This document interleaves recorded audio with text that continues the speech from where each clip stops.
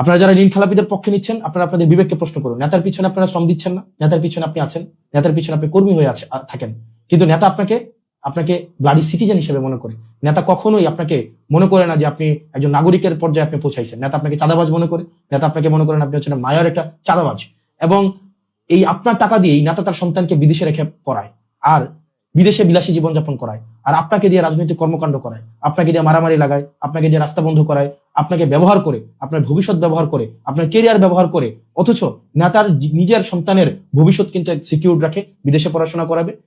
এবং আপনি নেতার পিছনে খাটবেন, নেতার পিছনে খেটে খেটে আপনি যারা ওই যে ঋণ খেলাপিদের পক্ষ নিচ্ছেন, আপনি ঠিকই নেতার পিছনে খাটবেন, নেতাকে চাটবেন, নেতার পা চাটবেন, কিন্তু চাটতে চাটতে চাটতে চাটতে দেখবেন আপনার জিভা ক্ষয় হয়েছে, বয়স চলে গিয়েছে। এবং ওই সময় বাই দ্য টাইম নেতা তার সন্তানকে বিদেশে রেখে আবার বিদেশ থেকে নিয়ে এসে আপনার উপর বসাই দিবে। নেতার ছেলে আবার নেতা হয়ে যাবে, আপনি আবার নেতার ছেলের পিছনে আবার ঘুরবেন। নেতা দেখা যাবে এই যে একটা কন্টিনিউয়াস প্রসেস। আপনি আমাদেরকে ট্রল করে, আপনি আমাদেরকে গালি দিয়ে আপনি আমাদেরকে থামাইতে পারবেন না, কারণ আমরা একটা রূঢ় সমাজ বাস্তবতে আমরা বড় হয়েছি এবং সবচেয়ে প্রতিকূল সময় আমরা বিশ্ববিদ্যালয়ে পড়াশোনা করেছি। সুতরাং আপনি আপনার জায়গা থেকে মানে আপনি যতভাবে আমাদেরকে দমানোর চেষ্টা করেন সেই জায়গায় আপনি পারবেন না। নেতার পিছনে খেটে খেটে আপনি চামচাই থাকবেন এবং আপনার বিবেককে প্রশ্ন করেন। আপনি একজন ঋণ খেলাপিকে সমর্থন দেওয়ার জন্য, এটা চোর, মানে ঋণ খেলাপি শুনতে অনেক সুন্দর লাগে, এটা চোর, ব্যাংক চোর, মানে যারা ব্যাংক চোর, জনগণের টাকা চুরি করে দেয়, মানে কেউ হচ্ছে একদম সরাসরি পকেট মারি করে, আবার কেউ হচ্ছে বাড়ি থেকে টাকা চুরি করে, কেউ ব্যাংক থেকে টাকা চুরি করে, হচ্ছে কি এলিট শ্রেণীর চোর। এরা হচ্ছে চোর, এদের লজ্জা হওয়া উচিত। এই চোরগুলা ব্যাংক থেকে টাকা চুরি করে হচ্ছে নিজের ছেলে মেয়েদেরকে এবং পরিবারকে বিলাসী জীবনযাপন করায়। ওদের লজ্জা হওয়া উচিত এই ব্যাংক চোরদেরকে। এই ব্যাংক চোর এবং হচ্ছে এই যে জনগণের টাকা যারা চুরি করে, আপনারা যারা এদের পক্ষ নিচ্ছেন, নিজেকে একবার চিন্তা করে দেখেন তো। আপনার সন্তান কিন্তু ঠিকই প্রাইমারি স্কুলে পড়ে, আপনার ছেলেকে কিন্তু ঠিকই দুবাই গিয়ে হচ্ছে কামলা দিচ্ছে আমার বাপের মতো, আপনার ছেলে হচ্ছে ঠিকই ওমান, দুবাই, কাতার, সৌদি আরব যাচ্ছে। আপনি দেখা যায় বয়স হলে স্যার বলতে হয়, নেতার পিছনে খাটতে খাটতে চাটতে চাটতে জুতা শেষ হয়ে যায় এবং জিহ্বাও ক্ষয় হয়ে যায়, কিন্তু নেতার ছেলে ঠিকই আবার ঘুরে এসে আপনার নেতা হয়ে যায়। তো এই গোলামীর জীবন আর কতদিন? এই মনস্তাত্ত্বিক ভাবে আর কতদিন গোলাম থাকবেন? ভাই, মনস্তাত্ত্বিক ভাবে এই গোলামি বর্জন করে আপনি আপনার জায়গা থেকে সরব হন এই চোরদের বিরুদ্ধে, এই জাতীয় চোর, এই এলিট চোরদের বিরুদ্ধে, যারা স্যুট বুট পরে, সুন্দর সুন্দর পায়জামা পরে, দামি দামি জুতা টোতা পরে, বডি স্প্রে লাগায় আমাদের সামনে আসলেই আমরা মনে করি যে সে অনেক বড় নেতা হয়ে গেছে। এগুলো আপনার আমার চুরি করা টাকা দিয়ে সে এগুলা কিনে। আপনার আমার যে টাকাগুলা, এগুলা ব্যাংকে রাখা ট্যাক্সের টাকা, সেগুলো তারা চুরি করে তারা হচ্ছে বিলাসী জীবনযাপন করে, একদম গাড়ি করে সামনে এসে একদম করে। এই চোরদের বিরুদ্ধে আমাদের প্রতিবাদ থাকতে হবে। 5 আগস্টের পরবর্তী সময়ে প্রত্যেকটা মিডিয়ায় যারা টকশো করে এবং টকশোতে যাদেরকে আমরা প্রতিনিয়ত দেখি, আমরা প্রত্যেকটা মিডিয়া আমাদেরকে যেভাবে প্রশ্ন করেছে, প্রত্যেকটা বিষয়, আমরা টি শার্ট কোন জায়গা থেকে কিনি, কয় টাকা টি শার্ট কেনার টাকা পাইছে কই, খাওয়ার টাকা পাইছে কই, রিক্সায় ওঠার টাকা পাইছে কই, গাড়িতে ওঠার টাকা পাইছে কই, প্রত্যেকটা জিনিসকে যেভাবে প্রশ্নের মধ্যে হচ্ছে নিয়ে এসেছে এবং মিডিয়াতে এগুলো নিয়ে কেউ হচ্ছে রেস্টুরেন্টে খাইছে, সেটা নিয়ে হচ্ছে ঘন্টার পর ঘন্টা টকশো হয়েছে। আপনার গত হচ্ছে আপনার জাস্ট এই কিছুদিন আগ পর্যন্ত টকশো হয়েছে। অথচ এই মিডিয়ার চরিত্রটাই দেখেন, বা যারা টকশো করছে এখন বিভিন্ন মিডিয়াতে, তাদের চরিত্রটা দেখেন। গত 15-20 দিন ধরে আপনি দেখবেন না যে তাদের এই আলাপগুলো এখন টকশোতে আছে। আপনি দেখবেন বিএনপি হচ্ছে জনাব তারেক জিয়া অনেকদিন পরে দেশে আসছেন, 17 বছর পরে দেশে আসছেন, তার ইনকাম নিয়ে কিন্তু কোনো আলোচনা নেই। এতদিন পরে উনি এসে আপনার হচ্ছে উনার অর্থ কিভাবে সংস্থান হচ্ছে, উনার জীবন নির্বাহ কিভাবে হচ্ছে, উনি কিভাবে এত বড় শোডাউন দিচ্ছেন, উনার নিরাপত্তার যে অর্থ সেটা কোন জায়গা থেকে সংগ্রহ করা হচ্ছে, এই বিষয়গুলো কিন্তু নিয়ে কেউ প্রশ্ন করছে না। একজনও না, আপনি একটা ব্যক্তিকেও আপনি দেখবেন না সেগুলো নিয়ে প্রশ্ন করতে। আমার মনে আছে সেটা হচ্ছে অগাস্টের শেষের দিকে খুব সম্ভবত আমাদেরকে নিরাপত্তা দেওয়ার জন্য হচ্ছে পুলিশ দেওয়া হয়েছিল 2 জন বা 3 জন করে, সেটা হচ্ছে ঢাকার বাহিরে। তো একটা প্রোগ্রামে কোন একটা জায়গায়, তখন এই টকশোজীবীদের আমরা দেখেছি যে আপনার কি পরিমাণ উৎসাহ প্রকাশ করতে, যে রাষ্ট্রীয় অর্থ খরচ করে এভাবে নিরাপত্তা দেওয়া, বা এই অর্থ কেন সরকার বহন করবে। ঠিক এখন এই প্রশ্নটাই, যখন আপনার নিরপেক্ষতা কখন প্রশ্নবিদ্ধ হয়, যখন আপনার প্রশ্ন করার ক্ষমতা ব্যক্তি, স্থান, কাল বেঁধে পরিবর্তন হয়ে যায়। অর্থাৎ আপনি যখন ক্ষমতাকে প্রশ্ন করতে পারেন না। আমি এটা বলছি না যে আমাদেরকে প্রশ্ন করা কোনোভাবেই হচ্ছে আপনার অযাচিত হয়েছে, অনুচিত হয়েছে, সেটা ডেফিনেটলি সেটা খুব ভালো কাজ হয়েছে। আমরা চেয়েছিলাম সেটার হচ্ছে চর্চাটা অব্যাহত থাকুক। অত্যন্ত দুঃখজনক বিষয় হচ্ছে আমরা দেখেছি এই সাংবাদিকদের একটা বড় একটা অংশ আমাদের হচ্ছে স্বাধীন সাংবাদিকতা করার অনুমতি চাচ্ছে, যে আমাদেরকে যদি অনুমতি দেওয়া হয় তাহলে আমরা স্বাধীন সাংবাদিকতা করব। সরি, যেই সাংবাদিকটা আপনারা অনুমতি নিয়ে স্বাধীন সাংবাদিকতা করতে চান, আপনাদের আমি দুঃখ প্রকাশ করছি, অনুমতি নিয়ে স্বাধীন সাংবাদিকতা করা যায় না। এবং আপনারা মিডিয়া যেভাবে হচ্ছে চরিত্র হনন করেছেন, মিডিয়া যেভাবে হচ্ছে এই যে জুলাইয়ের যারা সম্পৃক্ত ছিল তাদেরকে ভিলেন বানানোর চেষ্টা করা হয়েছে, তাদেরকে অপাঙ্ক্তেয় বানানোর চেষ্টা করা হয়েছে, তাদেরকে নানাবিধ প্রশ্নের মধ্যে জর্জরিত করে তাদেরকে যেভাবে জনবিচ্ছিন্ন করার প্রয়াস আপনারা নিয়েছিলেন, তারাই নিয়েছিল যারা আওয়ামী লীগকে বিভিন্ন ভাবে ফেসিলিটেট করার চেষ্টা করেছে, যারা জনাব তারেক জিয়া রহমানকে গত দীর্ঘ 17 বছর যারা ভারতের চোর বলে আখ্যায়িত করেছে, কনস্পাইরেটর হিসেবে আখ্যায়িত করেছে, বিদেশে বসে দেশের বিরুদ্ধে ষড়যন্ত্র করে হিসেবে আখ্যায়িত করেছে, বসুন্ধরার মালিক বলেছে তারেক জিয়া বিদেশে বসে দেশের বিরুদ্ধে ষড়যন্ত্র করছে, অথচ তারাই এখন আবার তাদের আবার প্রিয় পাত্র হয়ে গিয়েছে। মেঘনা গ্রুপের আপনার 71 টিভির মালিককে আমরা দেখলাম যে কত স্মিত হাস্য নিয়ে একদম বুকে জড়িয়ে ধরতে। এখন আজকে আপনাদেরকে যারা এতদিন ভিলেন বানিয়েছে, যারা আপনাদের নেতাকর্মীর হত্যার বৈধতা উৎপাদন করেছে, গুম খুনের বৈধতা উৎপাদন করেছে, আগুন সন্ত্রাস হিসেবে যারা স্বীকৃতি দিয়েছে, সেই সব মিডিয়াই এখন আবার দেখা যাচ্ছে এখানে আবার এক ধরনের কার্ড বানানোর একটা প্রজেক্ট হাতে নিয়েছে। আমরা আপনাদেরকে এবার বলবো, আপনারা যারা নিরপেক্ষ সাংবাদিকতা করার চেষ্টা করেন বা যারা টক শোতে আপনারা যারা কথা বলার চেষ্টা করেন, আমি আপনাদেরকে রিকোয়েস্ট করবো, আমাদের সময় গত 1.5 বছর যেভাবে আপনারা প্রশ্ন অব্যাহত রেখেছেন, আপনারা এখন এই প্রশ্নগুলো অব্যাহত রাখুন। অর্থের উৎস কিভাবে, ইনকাম কোন জায়গা থেকে হচ্ছে, খরচ কোন জায়গা থেকে হচ্ছে, এই যে যানবাহনের টাকা কোন জায়গা থেকে পাচ্ছে, তেলের টাকা কোন জায়গা থেকে পাচ্ছে, এই বিশাল বহরের অর্থ কিভাবে সংস্থান হচ্ছে, এই প্রশ্নগুলো আপনাদেরকে করতে হবে।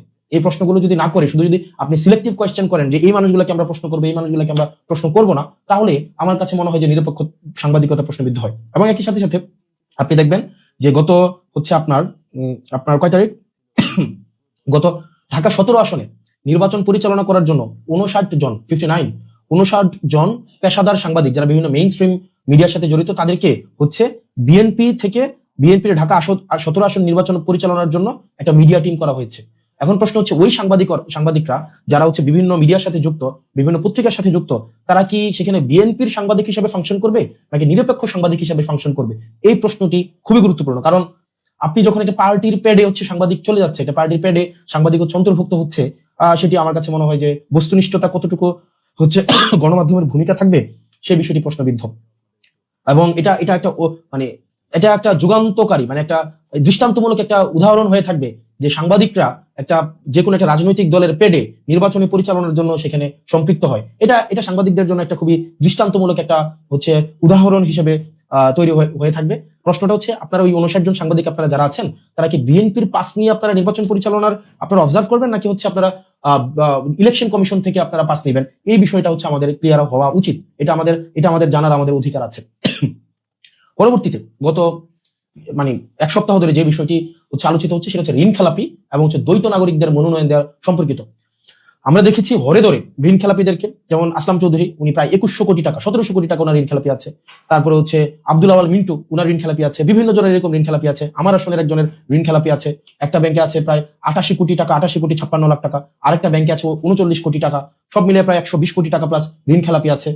তো এই ঋণ খেলাপিদেরকে নিয়ে আসলে আপনারা কি চিন্তা করছেন? অর্থাৎ দেখেন, আপনি যখন ঋণ খেলাপিদেরকে আপনি সংসদে ঢুকাচ্ছেন, ঋণ খেলাপিদেরকে আপনি সংসদে অ্যাক্সেস দিচ্ছেন, দেখেন এখানে কোনো আপনার আমাদের যেই ফেসিবাদ বিরোধী রাজনৈতিক যে দলগুলো রয়েছে, প্রত্যেকটা রাজনৈতিক দলের একাধিক প্রার্থী রয়েছে প্রত্যেকটা আসনে। তো আমরা প্রত্যাশা করেছিলাম যে 24 পরবর্তী বাংলাদেশে আপনারা মনোনয়ন দেওয়ার ক্ষেত্রে যারা অন্তত বাংলাদেশ থেকে যারা ভিতর থেকে কুরে ফাঁকা করে দেয়নি, ওই মানুষগুলাকে আপনারা মনোনয়নটা দিবেন। কিন্তু অত্যন্ত দুঃখজনক বিষয়, আপনারা ঋণ খেলাপিদেরকে মনোনয়ন দিয়েছেন এবং ওই ঋণ খেলাপিদেরকে আপনারা সেভ করার জন্য ছাত্রদল গত 2 দিন ধরে ইলেকশন কমিশনের সামনে মব করছে। ছাত্রদল যে কাজটা করছে এটাকে আপনারা মব হিসাবে দেখবেন না। ছাত্রদল যেটা করছে এটাকে ঋণ খেলাপিদেরকে সেভ করার জন্য তারা এই কাজটা করছে। ঋণ খেলাপি এবং ঋণ খেলাপিরা এরা কি করবে? ওদের কাছ থেকে ওরা সংসদে যাবে, সংসদে গিয়ে ওরা আইন প্রণয়ন করবে। কাদের বাঁচানোর জন্য আইন প্রণয়ন করবে? ওরা নিজেদেরকে বাঁচানোর জন্য আইন প্রণয়ন করবে। অর্থাৎ ব্যাপারটা হয়ে গিয়েছে এমন যে আমরা শিয়ালকে মুরগির নিরাপত্তার দায়িত্ব দিচ্ছি, যিনি চুরি করছেন তাকে আবার আমরা দায়িত্ব দিচ্ছি যেন চোর ধরে।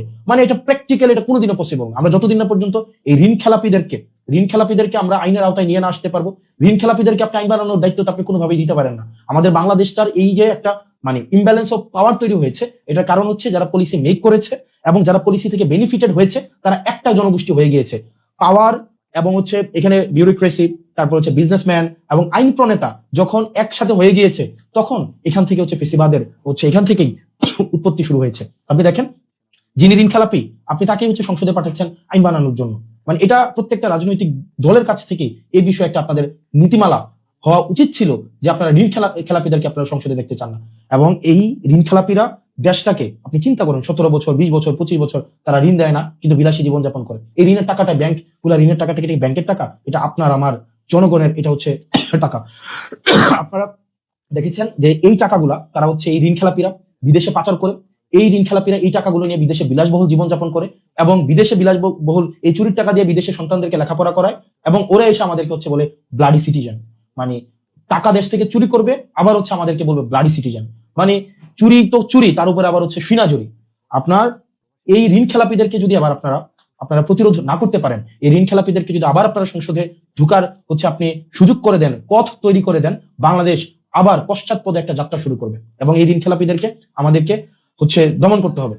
আপনি যারা জনগণ থেকে ঋণ নিয়ে সেই ঋণের টাকা পরিশোধ করে না, যারা একটা নির্বাচনকে স্রেফ তাদের ঋণ পরিশোধ করার উপর একটা উপলক্ষ হিসেবে নেয়, এই ধরনের জনপ্রতিনিধি আমরা বাংলাদেশে দেখতে চাই না। প্রত্যেকটা ঋণ খেলাপি যারা জনগণের থেকে টাকা নিয়ে এই টাকাটা ব্যাংকে কখনোই ফেরত দেননি, আপনারা হচ্ছেন ক্লাসিফাইড লোন হয়েছে আপনাদের, রিটার্ন অফ লোন হয়েছে আপনাদের জনগণের সামনে আপনাদের প্রতিনিধি হওয়ার কোন ধরনের যোগ্যতা আপনাদের নাই।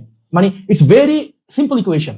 আপনি টাকাই দিচ্ছেন না, আপনি জনগণের টাকা মেরে দিচ্ছেন, আবার আপনি সংসদে যাবেন জনসেবা করতে। মানে it is by conflict of interest. একটা লোকের যখন 150 কোটি টাকা ঋণ থাকে, 1500 কোটি টাকা ঋণ থাকে, সে যখন আইন প্রণয়ন করতে যাবেন, সে কখনোই ঋণ খেলাপিদের প্রতি স্ট্রিক্ট সে কখনোই আইন প্রণয়ন করবে না। নেভার। আপনি লিখে রাখেন, এই ঋণ খেলাপিরা কখনোই ঋণ খেলাপিদের ধরার জন্য কখনোই স্ট্রিক্ট কোনো আইন প্রণয়ন কখনোই করবে না, কোনো অর্থনৈতিক পরিকল্পনাই নিবে না, যাতে করে ঋণ খেলাপিরা তাদের ঋণ হচ্ছে যথাযথভাবে পরিশোধ করতে পারে। এই ঋণ খেলাপিদেরকে জনগণ অবশ্যই বর্জন করতে হবে। এবং এই ঋণ খেলাপিদেরকে নিয়ে যখন কথা বললো, দ্বৈত নাগরিকদেরকে নিয়ে যখন কথা বললো, আমার সহযোদ্ধা আসিফ মাহমুদকে বিভিন্নভাবে অনলাইনে হেনস্থা করা হচ্ছে, আপনার বিভিন্নভাবে বিভিন্ন রাজনৈতিক দল থেকে হেনস্থা করা হচ্ছে। আপনারা আমাদেরকে কমেন্ট সেকশনে, আমি আজকে পর্যন্ত এই মুহূর্ত পর্যন্ত আমি কখনোই কমেন্ট সেকশন অফ করি নাই, নেভার, কখনোই কমেন্ট সেকশন অফ করি নাই। এটা আমার সহনশীলতা এবং পরমত সহিষ্ণুতার পরিচয়। আজকে পর্যন্ত আপনি আমাকে যত গালি দিয়েছেন এখানে, প্রত্যেকদিন আপনারা যত ইচ্ছা আমাকে গালি দিতে পেরেছেন, আমি কখনোই সেটা রিপ্লাইও করি নাই, এবং সেটাকে আমি কখনো ব্লকও করি নাই, এবং আমি আমার কমেন্ট সেকশনকে কখনোই আমি অফও করি নাই। আমি সেই পরমত সহিষ্ণুতা আপনাদেরকে দেখিয়েছি। আপনি যত ইচ্ছা গালি দিতে পারেন, আপনি যত ইচ্ছা আমাকে যা ইচ্ছা নেতিবাচক বলতে পারেন, কিন্তু দিন শেষে যেটা সত্য, সেই সত্যটা আমরা বলবোই। কারণ বাংলাদেশের কেউ আমাদের কাছে 100 টাকাও আমাদের কাছে পাবে না। কেউ বলতে পারবে না যে আমাদের কাছে 100 টাকা ঋণ পায়। কেউ বলতে পারবে না যে আমরা কারো কাছ থেকে হচ্ছে জনগণের টাকা মেরে দিয়েছি। একজনও বলতে পারবে না। যারা জনগণের টাকা মেরে দিয়েছে, যারা জনগণের টাকা দিয়ে বিদেশে বিলাসী জীবনযাপন করে, তাদের সন্তানদেরকে নিরাপদে জনগণের টাকা দিয়ে বিদেশে পড়াশোনা করায়, তারা দেশে এসে আবার হচ্ছে এখানে জমিদারি খাটাবে, এই বাংলাদেশ আমরা দেখতে চাই না। নেভার। এই বাংলাদেশ আমরা কখনোই দেখতে চাই না। ঋণ খেলাপিদেরকে কোনোভাবেই আমরা সংসদে আবার ঢুকতে দিব না। নেভার, কোনোভাবেই আমরা সংসদে ঢুকতে দিব না। যারা লজ্জা হওয়া উচিত, এটা লজ্জা হওয়া উচিত। মানে যারা ঋণ খেলাপি, আপনি ভাই জনগণের টাকা দিচ্ছেন না, আপনি আবার হচ্ছে সংসদে যায় জনসেবা করবেন, আপনার তো লজ্জা থাকা উচিত। পরবর্তীতে হচ্ছে এবং সরকারকে, অন্তর্বর্তীকালীন সরকারকে এবং হচ্ছে নির্বাচন কমিশনকে এবং হচ্ছে আদালতকে এই বিষয়ে কঠোর ভূমিকা আপনাদেরকে পালন করতে হবে। কঠোর ভূমিকা পালন করতে হবে যে ঋণ খেলাপিরা যেন কোনোভাবেই আইন কানুনের ফাঁকফোকর দিয়ে কোনোভাবেই সংসদে না যেতে পারে। আপনার নির্বাচন একটা অযোগ্য একজন ব্যক্তি, যার টাকা নাই, অর্থ নাই, যে হচ্ছে জনগণের কাছে যে হচ্ছে দায়বদ্ধ, সে আসছে জনসেবা করতে আমাদের। পরবর্তীতে হচ্ছে আমাদের যে যারা গতকাল আন্দোলনের মধ্য দিয়ে আপনারা সাস্টের নির্বাচনটাকে আপনারা পিছাই দিলেন, মানে এর থেকে বাজে ডিসগ্রেসফুল একটা এক্সাম্পল এই ছাত্রদল যে কাজটা করেছে, বিএনপি থেকে যে কাজটা করা হয়েছে, এর থেকে বাজে উদাহরণ আর কোনোভাবে আর তৈরি হয় না।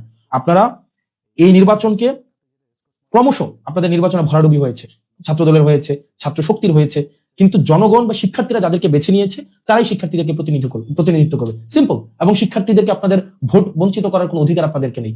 আপনারা এই নির্বাচন কমিশনের সামনে আপনারা হচ্ছে একটা মব ক্রিয়েট করেছেন according to your language, according to the language you are constantly using যে মব।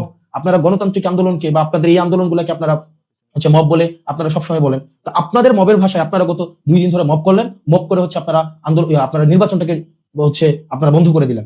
শাস্ত্রীয় শিক্ষার্থীরা, যাদের গার্ডস আছে, যারা হচ্ছে সত্যের পক্ষে থাকে আমরা বিশ্বাস করি, তারা রাস্তায় নেমে আসবে এবং নির্বাচনটা যেন হয় সেই ব্যবস্থা তারা নিশ্চয়ই করবে। এবং এই ধরনের হচ্ছে নির্বাচন বন্ধ করে দেওয়া আন্দোলন করে, এই যে আপনি তো ভাই একটা মানে একটা খুবই একটা কনফ্লিক্টিং আপনি একটা অবস্থান নিয়েছেন। আপনি চাচ্ছেন জাতীয় নির্বাচন হোক, কোনো সমস্যা নাই, কিন্তু ছাত্র সংসদ নির্বাচন হইতে দিবেন না আপনি। মানে এটার মধ্যে তো আপনার হচ্ছে এক ধরনের কনফ্লিক্টিং একটা সিচুয়েশন। আপনি ছাত্র সংসদ নির্বাচনটা যে বন্ধ করে দিলেন, এটা খুব একটা বাজে উদাহরণ সৃষ্টি হয়েছে। এবং আমরা বলতে চাই, শেষ করে দিচ্ছি, মিডিয়াকে আমরা নিরপেক্ষ ভূমিকা আমরা দেখতে চাই। মিডিয়া যেভাবে আওয়ামী লীগকে যেভাবে কার্ড বানিয়েছে, ঠিক একভাবে আপনি গত 20 দিনের যে তাদের হচ্ছে মিডিয়ার যে চরিত্র, টকশোর যে টপিক চয়েস, এগুলা দেখলে আপনারা বুঝতে পারবেন যে হচ্ছে আপনার যে মিডিয়া কিভাবে আবার হচ্ছে মানে আওয়ামী স্টাইলে হচ্ছে আবার হচ্ছে বিভিন্ন জায়গায় বিভিন্ন ভাবে হচ্ছে আবার একটা কার্ড বানানোর প্রজেক্টে আপনার নেমে পড়েছে। এবং ঋণ খেলাপি এবং দ্বৈত নাগরিকদেরকে বিশেষ করে ঋণ খেলাপিদেরকে আমরা কোনোভাবে আমরা সংসদে দেখতে চাই না। এবং সাস্টের যে নির্বাচনটা হয়েছে, নির্বাচনটা বন্ধ করে দেওয়া হয়েছে, এটা খুব বাজে উদাহরণ হিসেবে তৈরি হয়ে থাকলো। এবং যারা বিশ্ববিদ্যালয়ের শিক্ষার্থী আছেন, সাস্টের যারা শিক্ষার্থী আছেন, আমরা বিশ্বাস করি আপনাদের ন্যায্য অধিকার, ভোটের অধিকারের জন্য আপনারা সেটির গণতান্ত্রিক প্রক্রিয়া, সেটির আপনারা প্রতিবাদ জানাবেন এবং আমরা বিশ্বাস করি যথাসময়ে নির্বাচন আপনারা আদায় করে ছাড়বেন।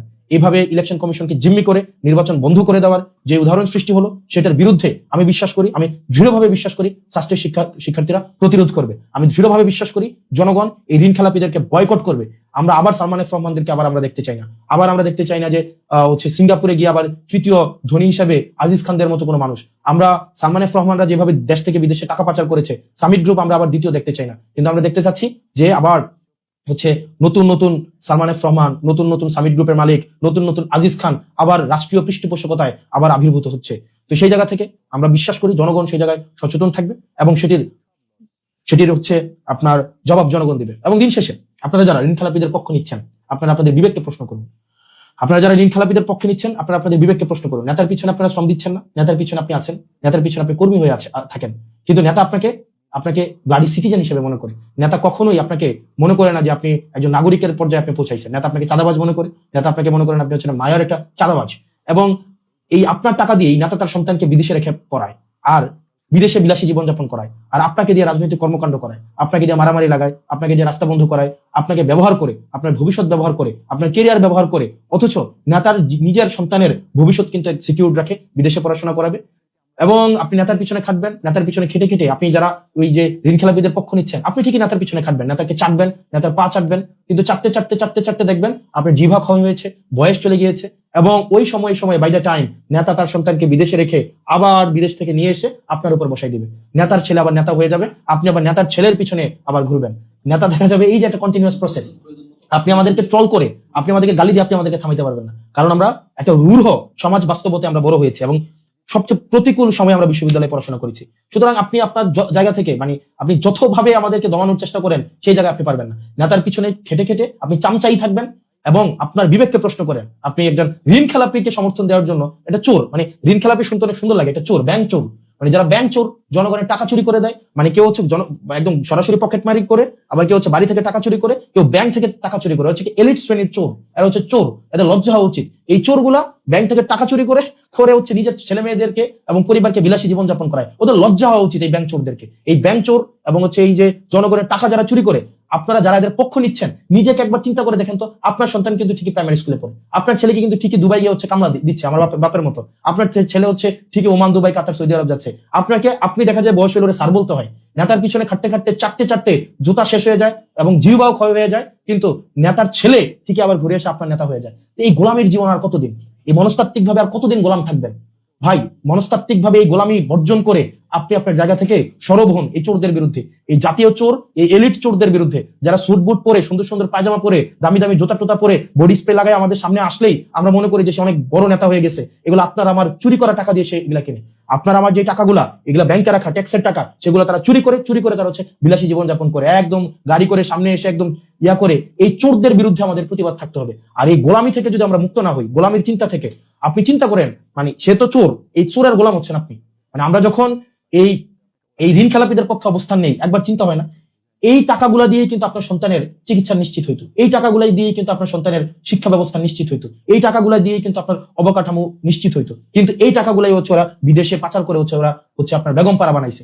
আপনার নেতাকে কখনোই কষ্ট করে কম দামি জামা কাপড় পরে, কখনো বিলাসবহুল জীবনযাপন করে ছুটিতে যায় থাইল্যান্ড, অস্ট্রেলিয়া, সিঙ্গাপুর, ঠিকই কিন্তু ছুটিতে ওখানে বেড়াইতে যায়। কিন্তু আপনি দেখেন আপনার যেই কপাল, এই কপালই থাকে গোলামের কপাল। এই কারণে জাতি হিসাবে যদি মন থেকে আপনি গোলামি মুক্ত না হইতে পারেন, আপনার গোলামি যদি বিসর্জন দিতে না পারেন, আর নেতাকে এভাবে চাটতেই থাকেন, নেতার পিছনে যদি এভাবে খাটতেই থাকেন, এবং নেতাকে এই চোরের পিছনে, যারা চোর আছে কিছু, এই ঋণ খেলাপি চোর, বড় বড় চোর, এই চোরের পিছনে যদি যানজীবন দিয়ে দেন, এটা আপনার মনস্তাত্ত্বিক গোলামি। এবং একটা গোলামির জীবন 100 বছর বাঁচার থেকে একদম নিজের মতো করে আত্মবিশ্বাসের সাথে 1 মিনিট বাঁচা বেশি সম্মানের। গোলামের পিছনে, চোরের পিছনে, ঋণ খেলাপিদের পিছনে 100 বছর গোলাম হয়ে বাঁচার থেকে আত্মবিশ্বাসের থাকে নিজের ইনকাম করা 100 টাকার উপরে বেঁচে থাকা, 1 মিনিট বেঁচে থাকা অনেক বেশি সম্মানের। তো জাতি হিসাবে যদি গোলাম না হইতে চান, এই চোরের পিছনে শ্রম দিতে না চান, এই ঋণ খেলাপি চোর, ব্যাংক চোরদের বিরুদ্ধে আপনারা অবস্থান নেন। ইনশাল্লাহ আমরা, জনগণ যাকে ভোট দিয়ে নির্বাচিত করুক না কেন, আমরা ঋণ খেলাপিদের জন্য পরবর্তী বাংলাদেশ আমরা হারাম করে দিব। বাংলাদেশ আর সালমান এফ রহমান হইতে আমরা দিব না। বাংলাদেশকে আজিজ খানদের হাতে আর তুলে দেওয়া হবে না। নতুন করে যারা আব্দুল আওয়াল মিন্টুদের মতো এলিট ব্রিডরা এসে আমাদেরকে যারা হচ্ছে আবার ওইখানে হচ্ছে আপনারা হচ্ছেন বর্জ্য, আমরা হচ্ছে প্রলেতারিয়েট, এইভাবে আপনি দৃষ্টিকোণ থেকে দেখবেন, আপনাদের হাতে আর বাংলাদেশ তুলে দেওয়া হবে না। সুতরাং এই ঋণ খেলাপি চোর, এই ব্যাংক চোরদের ব্যাংক ডাকাতদেরকে আপনারা হচ্ছেন প্রত্যাখ্যান করেন, আর গোলামের মানসিকতা বাদ দেন। গোলাম মানসিকভাবে আপনারা গোলামির মানসিকতা বাদ দিতে হবে। ভাই নিজের পকেটের 100 টাকা দিয়ে একটা খারাপ বাজার করে খাওয়া অনেক বেশি সম্মানের। গোলাম হয়ে পিছু ঘোরার থেকে নেতার পিছু ঘুরলাম, সারাটা জীবন দিলাম, কেরিয়ারটা নষ্ট করলাম, নেতার পিছনে ঘুরে আবার দেখা যাবে 20-25 বছর পরে নেতা আবার তার ছেলেকে আইনা আমার উপর আবার নেতা বানাই দিচ্ছে। লজ্জা হওয়া উচিত আমাদের লজ্জা হওয়া উচিত। ভালো থাকেন, সুস্থ থাকেন। আর মিডিয়া আপনারা হচ্ছেন দেখি ইতিহাস বিচার করে, ইতিহাস সময় টেলিভিশনকে বিচার করেছে, 71 টেলিভিশনকে বিচার করেছে, ইতিহাস হচ্ছে বিভিন্ন টেলিভিশনকে বিচার করেছে, বিভিন্ন সাংবাদিকদেরকে বিচার করেছে। সমস্যা নাই, আপনারা হচ্ছে আবার সেটেল করে, আবার ব্যাকডোর হচ্ছে কম্প্রোমাইজ করে হয়তো আবার যার জায়গায় হয়তো ফেরত যাচ্ছেন, এগুলো কিচ্ছু আসে যায় না, কিন্তু ইতিহাসের দায় থেকে কেউ মুক্ত